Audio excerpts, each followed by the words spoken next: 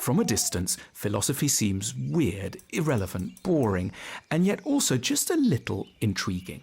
But what are philosophers really for? The answer is handily already contained in the word philosophy itself. In ancient Greek, philo means love and sophia means wisdom. Philosophers are people devoted to wisdom. Being wise means attempting to live and die well. In their pursuit of wisdom, philosophers have developed a very specific skill set. They have, over the centuries, become experts in many of the things that make people not very wise. 5 stand out. There are lots of big questions around.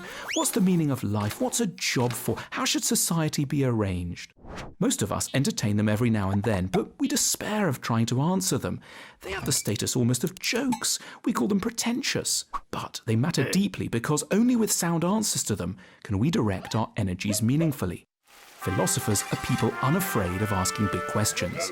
They have, over the centuries, asked the very largest. They realize that these questions can always be broken down into more manageable chunks, and that the only really pretentious thing is to think one's above raising big, naive-sounding inquiries. Public opinion, or what gets called common sense, is sensible and reasonable in countless areas. It's what you hear about from friends and neighbours, the stuff you take in without even thinking about it. But common sense is also often full of daftness and error. Philosophy gets us to submit all aspects of common sense to reason. It wants us to think for ourselves. Is it really true what people say about love, money, children, travel, work?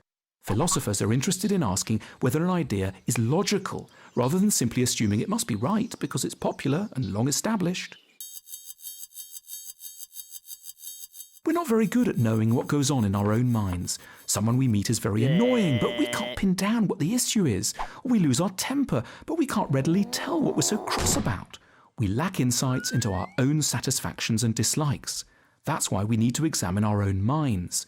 Philosophy is committed to self-knowledge, and its central precept, articulated by the earliest, greatest philosopher, Socrates, is just 2 words long: know yourself.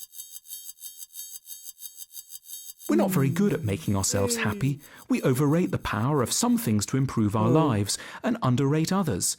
We make the wrong choices because, guided by advertising and false glamour, we keep on imagining that a particular kind of holiday or car or computer will make a bigger difference than it can.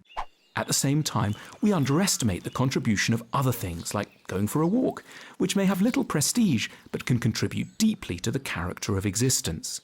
Philosophers seek to be wise by getting more precise about the activities and attitudes that really can help our lives to go better.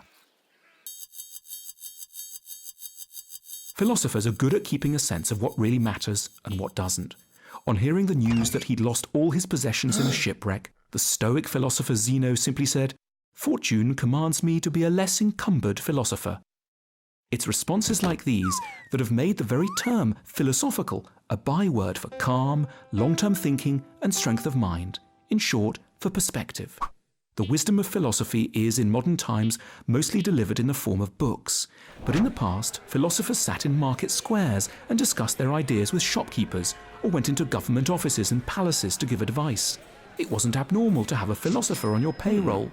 Philosophy was thought of as a normal, basic activity, rather than as an unusual, esoteric, optional extra. Nowadays, it's not so much that we overtly deny this thought, but we just don't have the right institutions set up to promulgate wisdom coherently in the world. In the future, though, when the value of philosophy is a little clearer, we can expect to meet more philosophers in daily life. They won't be locked up, living mainly in university departments, because the points at which our unwisdom bites and messes up our lives are multiple and urgently need attention right now.